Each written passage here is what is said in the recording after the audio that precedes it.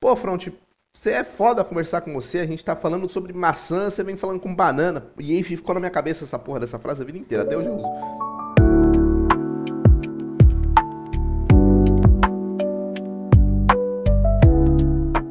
Alô, opa, tudo bem? Quem fala com vocês é o Front Senin. E hoje eu vou falar com vocês sobre uma coisa mais pessoal. Porra, vamos entrar um pouco nas nuances do meu psicológico. E, enfim, é uma coisa que me atormenta todos os dias.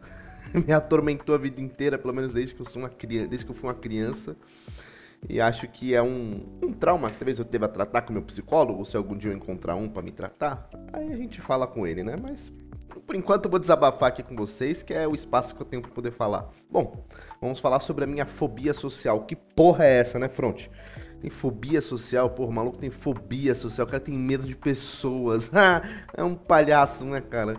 Antes de eu começar a me expor aqui que nem um idiota, não esquece, por favor, de se inscrever, deixar seu like, porra, comentar alguma coisa nesse vídeo aqui pra me ajudar a engajar. Me ajuda, porra, me ajuda. Apesar de eu ter fobia social, minha fobia social virtual ainda é um pouquinho pequena. Então eu gosto que vocês venham aqui comentar e isso realmente me faz me sentir muito bem.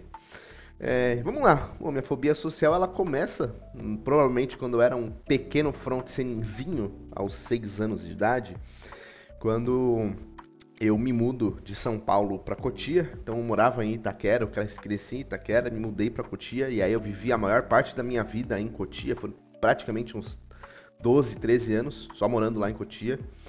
Ah, e foi uma coisa que acho que me marcou essa fase, né?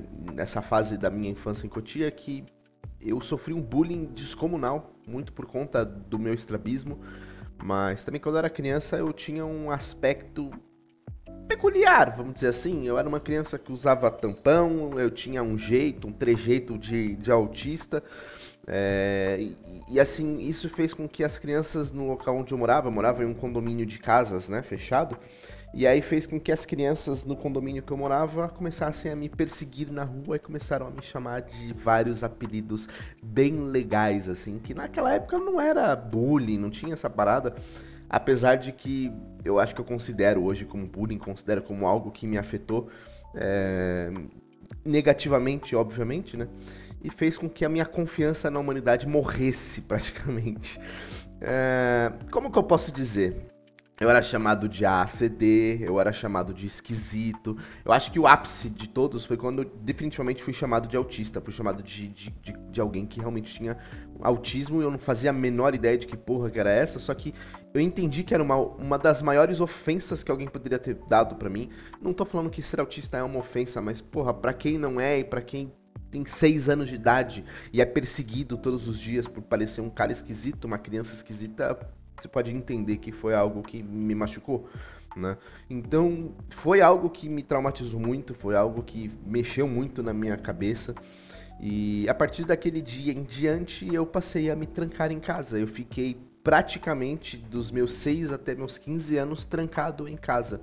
E foi aí, inclusive, que eu comecei a criar o meu gosto por games, né? Eu já jogava videogame, jogava bastante videogame, mas assim, desde essa época em diante, o meu consumo por videogame foi 3 vezes, 10 vezes maior, sei lá. A ponto de eu literalmente ir pra escola somente, voltar pra casa e jogar videogame. Eu tinha, inclusive, na escola, tanto medo das crianças, né, me caçoarem na escola, zoarem de mim na escola, que eu não ficava com ninguém. E assim, eu foi exatamente isso, dos 6 anos de idade até os 15 anos de idade. Eu ficava sozinho no meu canto, às vezes meditando, às vezes lendo livro, às vezes tinha aqueles radinhos MP3, eu ficava ouvindo música e eu ficava no meu canto. Não queria falar com absolutamente ninguém. Eu acho que eu consigo contar nos dedos, desde a minha idade de 6 anos até o ensino médio, quando eu começo a socializar um pouco mais, o momento em que existe essa virada de chave na minha cabeça, eu consigo contar no dedo quantos amigos eu tive ao longo desse tempo. Tipo, numa classe eu tinha dois, três amigos, na outra eu tinha dois amigos, na outra tinha um, e olhe lá, né? Mas eu vivia a maior parte do meu tempo sentado com o meu livro. Eu li. Eu tenho um problema de visão, como eu comentei com vocês, né, nos últimos vídeos. Mas assim, o único livro que eu li na vida foi o Harry Potter. E a saga inteira do Harry Potter. E foi o único livro que eu consegui ler, né? Porque a história eu gostava muito, me prendeu muito.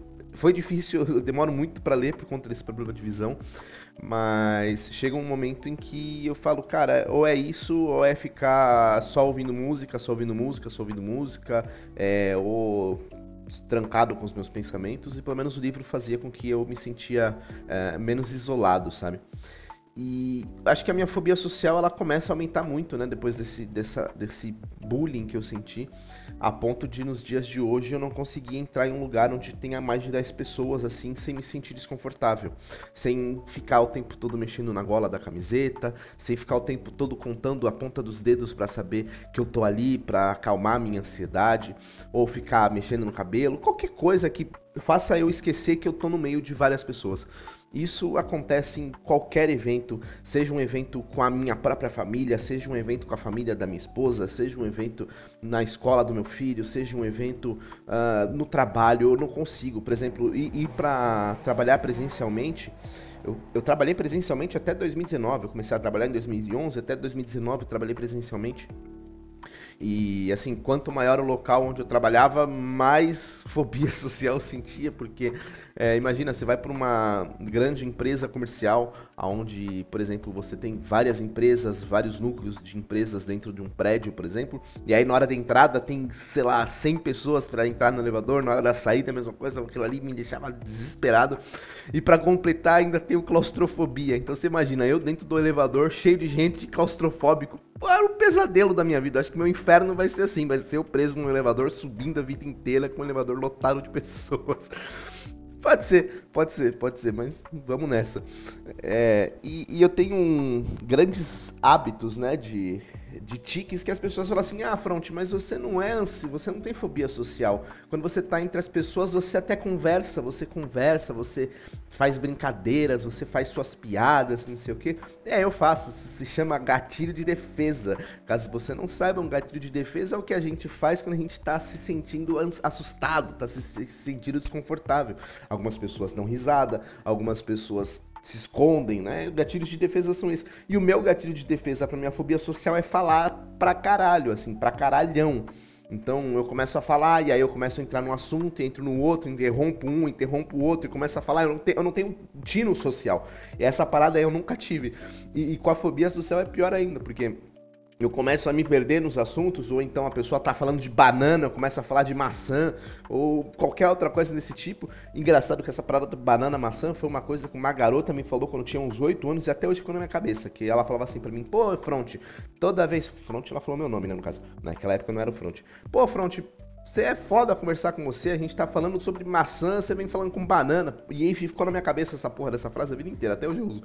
Só que assim, é como eu consigo fazer pra esquecer que eu tô desconfortável, né? É o que eu uso pra esquecer que eu tô num ambiente que me faz mal.